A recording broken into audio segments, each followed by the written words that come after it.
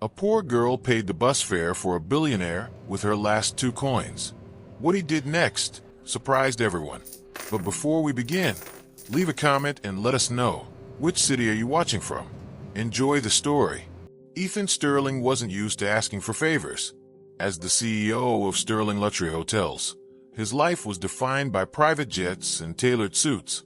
But tonight, the king of hospitality was standing on a grease-stained sidewalk in the pouring rain. No car, no phone, and not a single cent in his pocket. The robbery was a blur.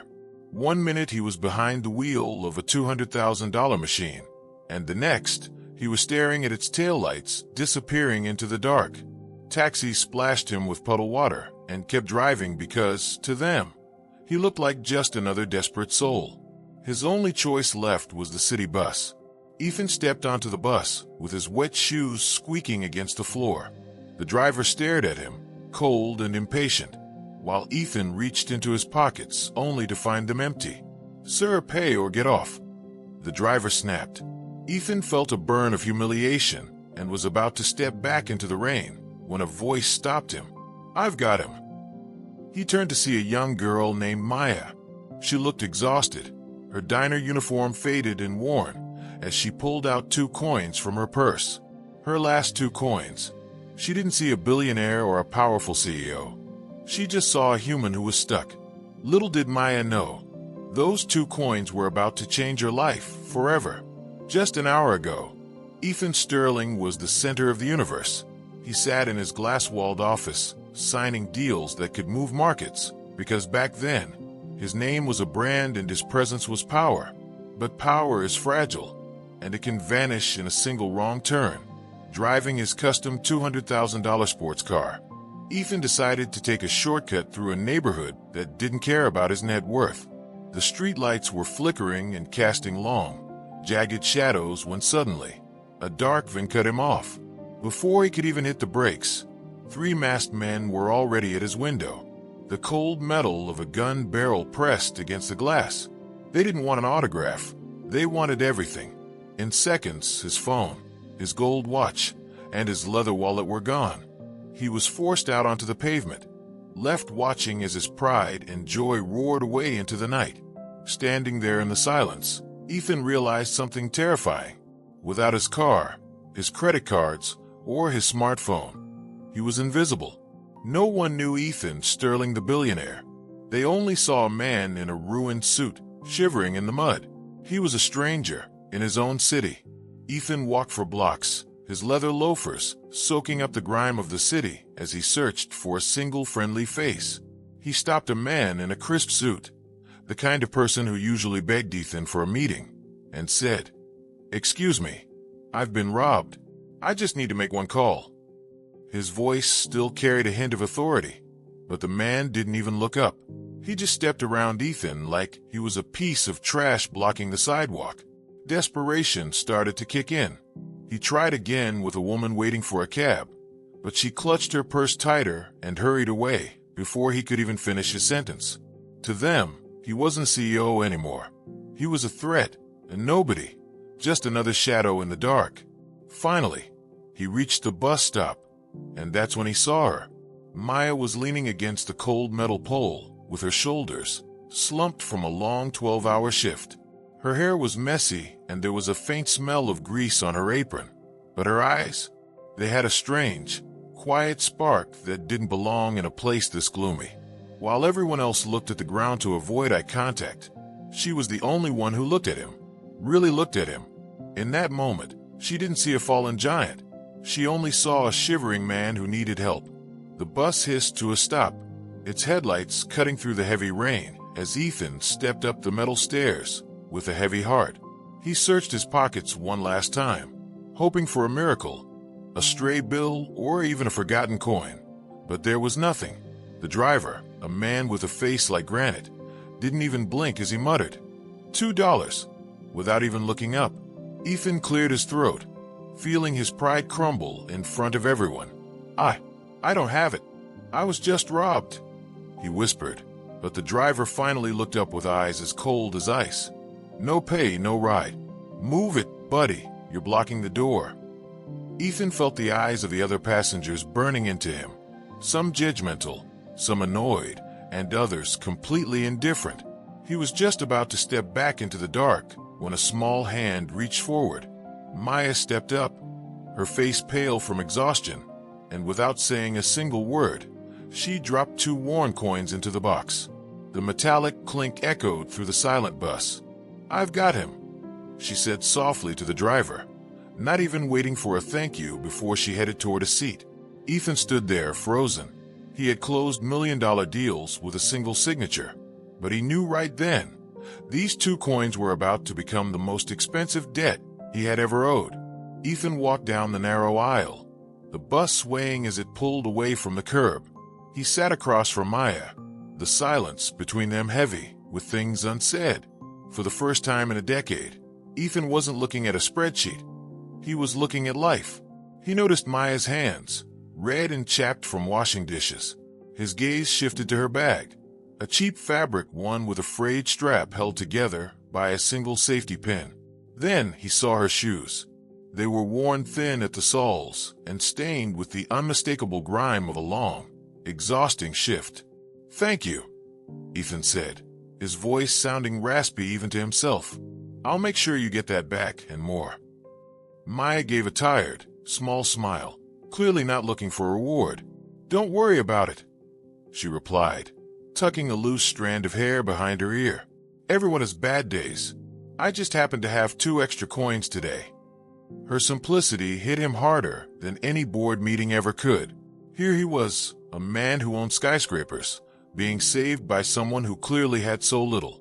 A strange sense of humility washed over him. He felt small, not because he had lost his money, but because he realized how little he actually knew about the world outside his tinted windows. Ethan finally reached the towering iron gates of Sterling Manor, just as the sun began to bleed through the gray clouds. When he stepped into the marble foyer, Arthur, his loyal assistant, nearly dropped the silver tray he was carrying. Arthur had never seen his boss like this. Ethan's $1,000 suit was ruined, his hair was a mess, and his face was streaked with dried rain. "Sir, we were about to call the police. What on earth happened?" Arthur stammered, rushing forward, but Ethan just held up a hand, silencing him. He didn't want to talk about the robbery or the car, because his mind was already somewhere else. That night, the massive mansion felt colder than usual. Ethan lay in his king-sized bed, staring at the ceiling, but sleep wouldn't come. Every time he closed his eyes, he didn't see his lost fortune. He saw a tired girl in a faded uniform. He saw those 2 coins. Who was she? And why would someone with so little give everything to a stranger? The mystery was eating at him. He realized he didn't even know her name, yet she had seen a side of him he'd hidden for years. He wasn't just curious anymore. He was obsessed. The very next morning, Ethan put Arthur to work. "I need to find that girl, Arthur. Her name, her address, everything," he commanded. Arthur had the city's most powerful databases at his fingertips, and within hours, he returned with a thin file. "Sir, her name is Maya. She's a waitress at the Bluebird Diner. It's a rundown place in one of the roughest parts of town," Arthur reported. Ethan took the file and stared at her photo. Those were the same tired but hopeful eyes from the bus, and he knew he couldn't just let it go. Arthur pulled out Ethan's most expensive Italian suit, but Ethan shook his head. "No, Arthur, I'm not going there as a billionaire today." He reached into the back of his closet and found a plain, faded t-shirt and a pair of old jeans. He knew that if he showed up in a limousine, Maya would never be herself around him. He wanted to help her, but first, he wanted to truly understand her life. "From now on, I'm just Ethan," he said, looking at his reflection. A guy looking for a job and a second chance. Ethan pushed open the creaky door of the Bluebird Diner, the smell of burnt coffee and floor cleaner hitting him instantly. The place was dim, filled with cracked vinyl booths and a flickering neon sign that barely stayed lit. Maya was behind the counter, wiping down a greasy surface with a tired, repetitive rhythm, but when she looked up and saw him, her eyes widened in surprise. "The bus guy," she said, a small, genuine smile breaking through her exhaustion. She didn't see the man who owned the city skyline. She just saw a friend in need of a break. "I didn't think I'd see you again," she added, pouring him a cup of water without even being asked. As Ethan sat there, he watched her move. She was doing the work of 3 people, taking orders, cleaning tables, and managing the register all at once. He noticed a small, flour-dusted notebook tucked near the coffee machine, and when she saw him looking, she whispered, "I'm saving every cent." She was caught between a sense of pride and pure fatigue as she continued, "Every overtime hour brings me closer to opening my own bakery. It's a long road, but I'll get there." Ethan felt a pang in his chest. He had made millions by simply clicking buttons, while she was fighting for her dream, 1 penny at a time. Ethan couldn't just stand by after seeing Maya struggle, so he called Arthur with a specific set of instructions. "Fix it all, but don't let her know it was me," he ordered.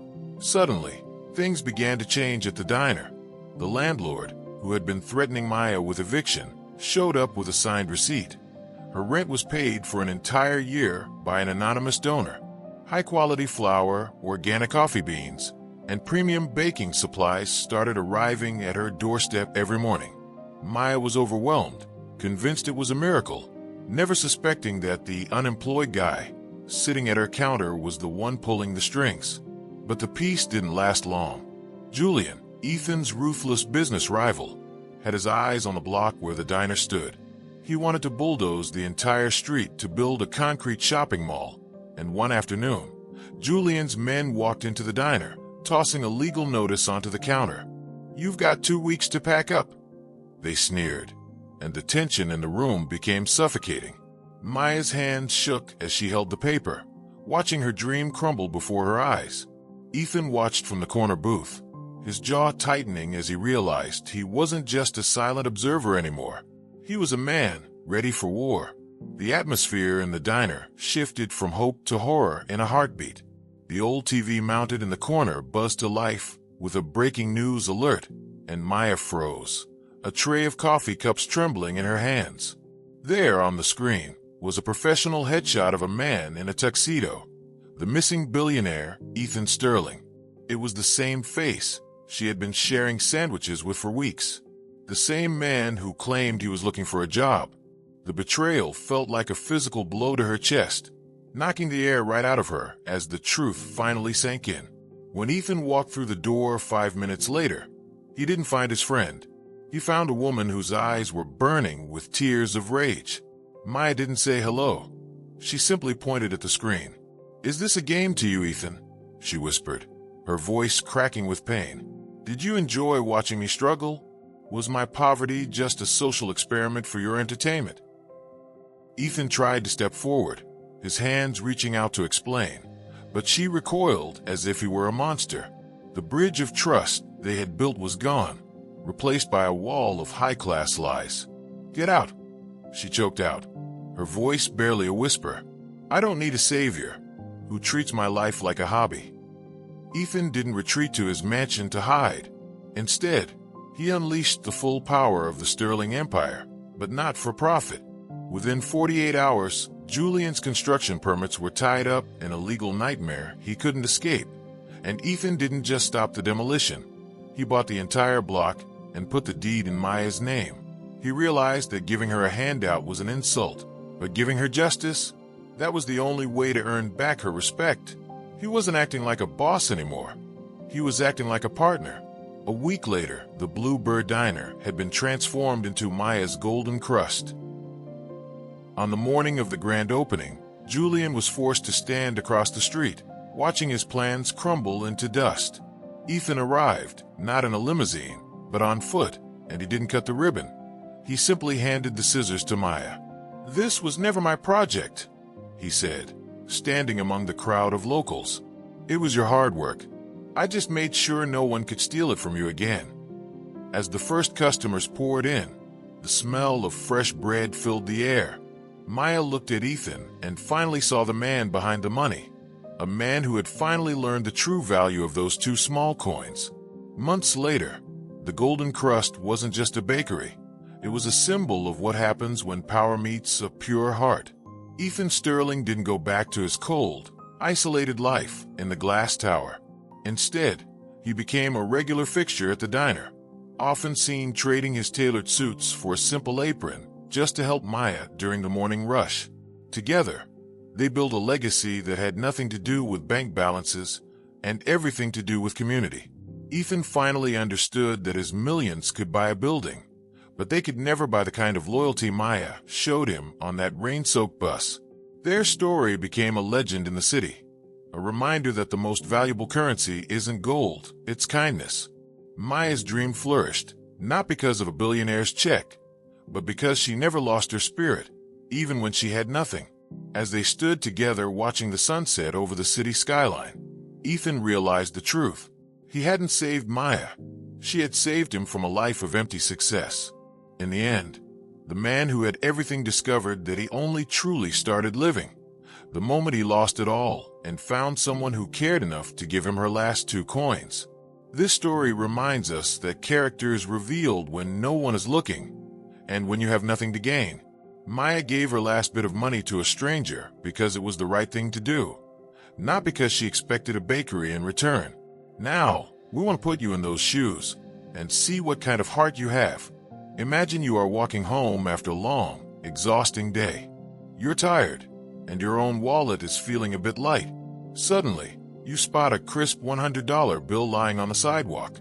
There's no one around to see you pick it up, but just a few feet away, you see someone shivering, clearly in desperate need of a meal. What is your immediate instinct? Would you give that $100 to the person in need? Or would you keep it for your own bills? Answer honestly in the comments. The most inspiring answer gets a heart from us.